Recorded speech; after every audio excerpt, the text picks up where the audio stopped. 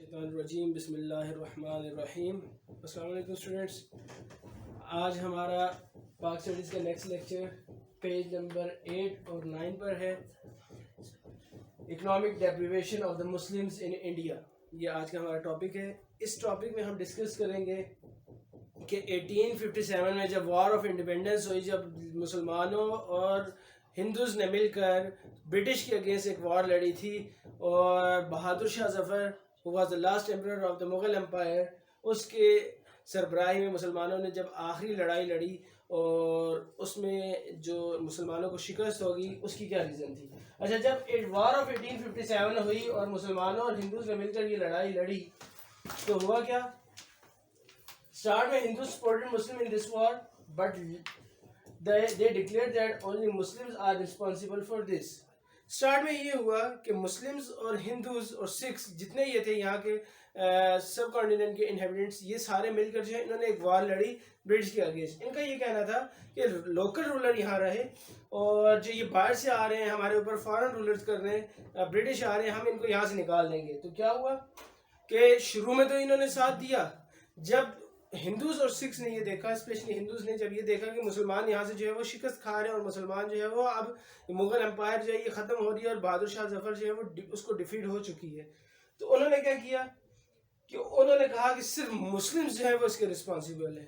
انہوں نے اپنے آپ کو اس سے جو ہے وہ نکال لیا اور کہا کہ ہم تو اس کے رسپانسیبل نہیں ہیں۔ اب جب یہ بات ہوئی، اچھا اس 1857 کے جو وار ہوئی تو اس کے اینڈ جب یہ رزلٹ آیا تو کیا ہوا؟ اینڈ آف مغل رول، کہ مغلز کا جو ہے وہ ظہیر الدین بابر سے جو سٹارٹ ہوا تھا مغلز کا، اس کا اینڈ ہو گیا، اور بالاس جو ایمپرر تھا بہادر شاہ ظفر وہ اریسٹ ہو گیا، اور بعد میں اس کو رنگون جو ہے وہ بھیج دیا گیا، اور وہیں اس کی ڈیتھ بھی ہو گئی۔ ٹھیک ہے، behaviour of British towards Muslims. اب جو برٹش ان کا جو بیہیویئر تھا مسلمز کے ساتھ، اس کو ہم دیکھیں گے کہ اب وہ بیہیویئر تھا کیا۔ اب وہ بیہیویئر یہ تھا کہ یہاں جو سب کانٹیننٹ کے اندر رول کرنے والے تھے وہ تو مسلمز تھے، مغلز they were Muslims۔ اب جب مغلز کی حکومت یہاں سے ختم ہوئی تو انگریز کو یہ پتا تھا کہ اگر ان فیوچر ہمارے لیے کوئی پرابلم کر سکتا ہے، کوئی نیشن ان 3 نیشنز میں سے، سکھ میں سے، ہندوز میں سے یا مسلمز میں سے ہمارے لیے کوئی بھی نیشن اگر ہمارے لیے پرابلم کر سکتی ہے، اٹ وڈ بی مسلمز، وہ مسلمان ہوں گے۔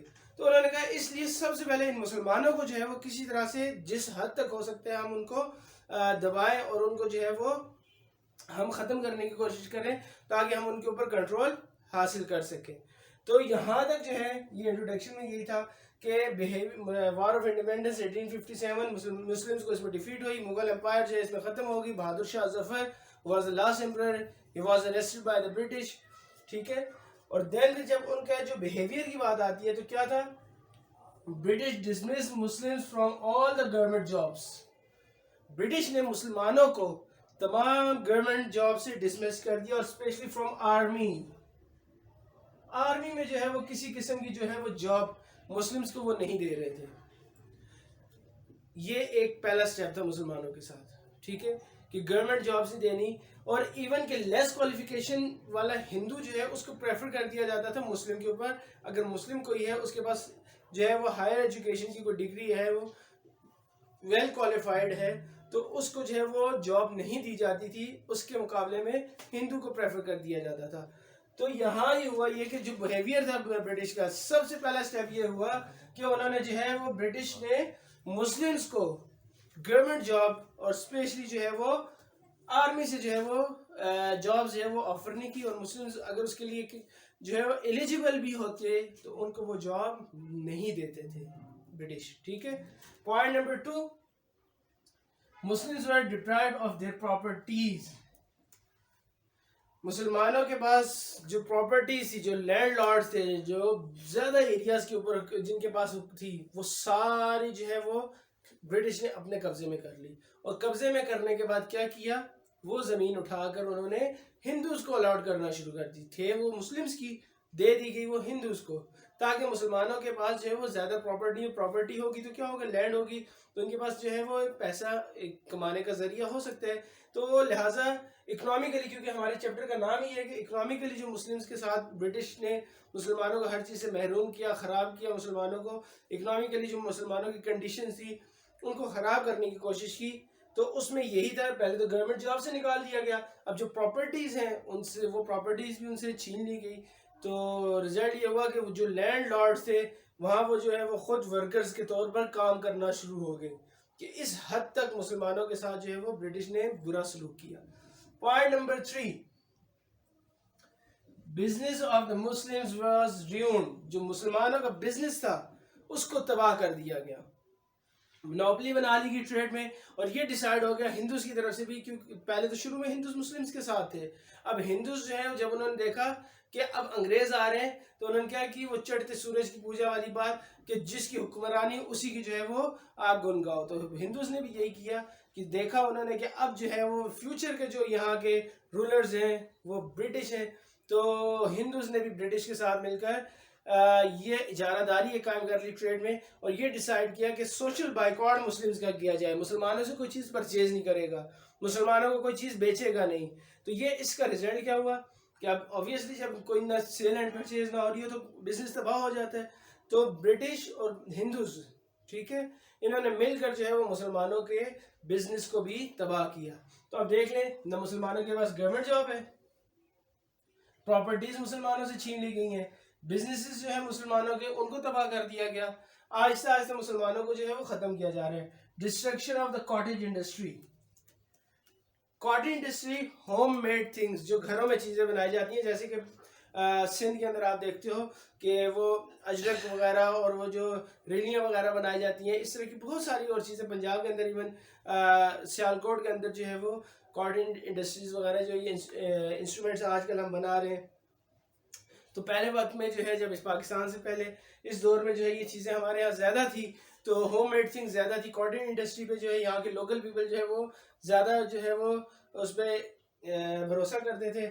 تو کیا ہوا کہ کاٹیج انڈسٹری کو تباہ کیا گیا. کیسے کیا گیا کہ برٹش یہاں سے جو ہے وہ را میٹیریل لے کے برٹین جاتے، انگلینڈ جاتے، وہاں جا کے اس کو دوبارہ سے جو ہے وہ مینوفیکچر کر کے ان کو یہاں بھیجتے، اور پھر یہاں والوں کو مجبور کرتے کہ وہ ان کی چیزوں کو پرچیز کریں.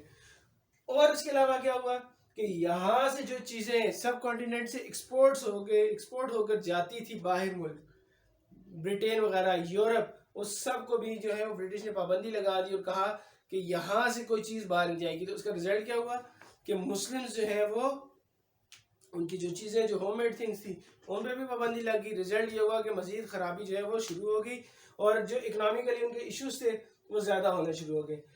رزلٹ کیا نکلا؟ ان امپلائمنٹ ہوگی. اب جابز بھی نہیں ہیں، بزنس بھی نہیں ہے.